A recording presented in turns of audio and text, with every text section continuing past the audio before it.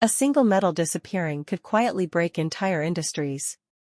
Because aluminum isn't just a material, it's the backbone of everything from cars to defense. Okay, today we're going to talk about a massive shift that's happening in the global supply chain, and it's a big deal. We're seeing a huge, deliberate redirection of Canadian primary aluminum.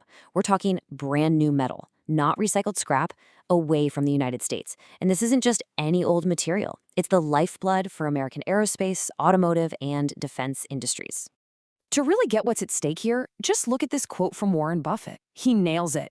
Aluminum isn't just another commodity. It's the hidden connective tissue holding our entire manufacturing economy together.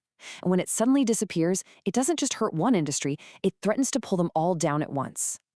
All right, so here's how we're going to break this all down. We'll start with how this crazy shift even happened. Then we'll get into why aluminum is called the everything metal and what this green aluminum trap is all about. From there, we'll see how Europe swooped in, look at the big economic lesson here, and finally ask the tough question. Are we watching a full-blown industrial unwinding?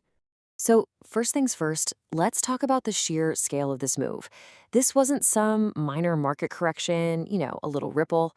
This was a rupture. A foundational piece of America's industrial supply chain was literally rerouted across the ocean. And the speed?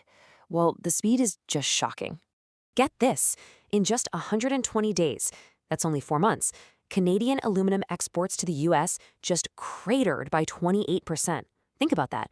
A supply chain that American factories have been built on for decades saw over a quarter of its flow just vanish. So what does that 28% actually mean? It means about 1.9 million metric tons of aluminum a year. That's all material that used to flow south to American factories. Now, it's flowing east to Europe. This isn't a future problem we need to worry about. The metal is already gone. So why is this such a crisis? Well, to get it, you have to realize that aluminum is, it's everywhere. It isn't some niche material for one little sector.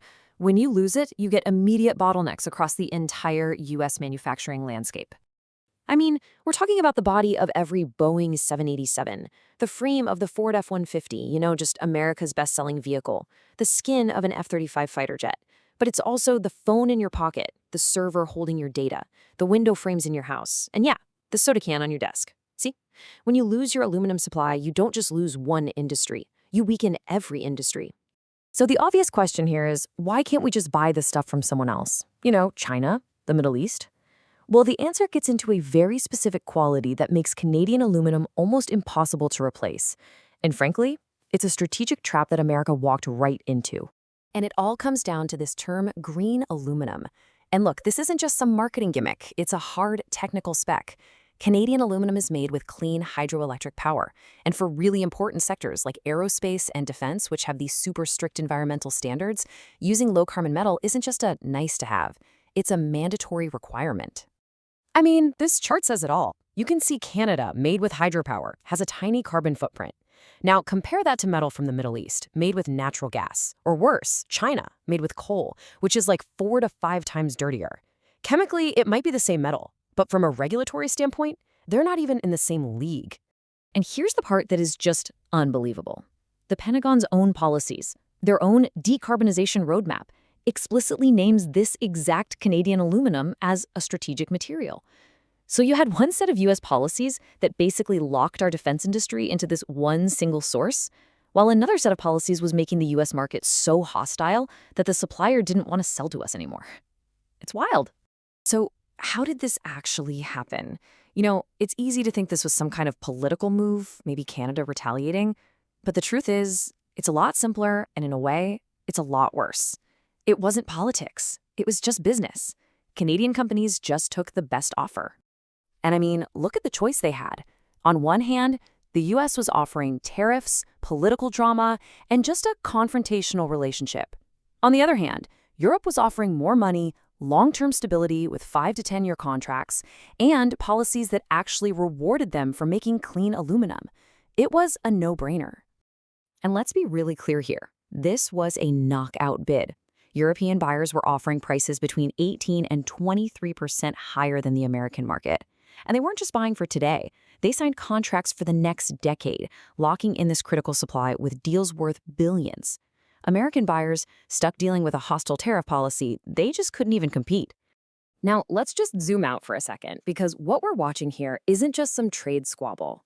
It's a real-world lesson in a fundamental law of economics, a doctrine that explains this entire mess, laid out by folks like Mark Carney and Warren Buffett. First up, for Mark Carney, it is such a simple, brutal truth. If you treat your supplier with hostility, they always have the option to just find a better customer. The whole plan backfires, and the person who drove them away is left holding an empty bag. And then you have Buffett's take, which is even scarier. He's saying this isn't just a temporary fight you can fix with a new deal. This is a fundamental breakdown of the U.S. industrial base. The supply chains that took decades to build have been severed, and you can't just flip a switch and put them back together. So what does this industrial unwinding actually look like in the real world? Well, the consequences aren't some abstract idea for the future. They're happening right now on factory floors across the country, creating real production problems for America's most famous companies. First, we hear Boeing is rationing aluminum for the first time in over 2 decades. Then, Ford says it's planning for 15 to 20% production cuts for the F-150. The Pentagon is now scrambling to find the right aluminum for its F-35s. And finally, companies like Coca-Cola start raising prices, which means it starts hitting your wallet. The dominoes are already falling. And as you'd expect, the political reaction has been fast and, interestingly, bipartisan. You've got governors from major manufacturing states like Michigan, Ohio, and Pennsylvania, Democrats and Republicans, all coming together and demanding a solution before factories have to shut down and people start losing their jobs. All of this really leaves us with one final, pretty sobering question.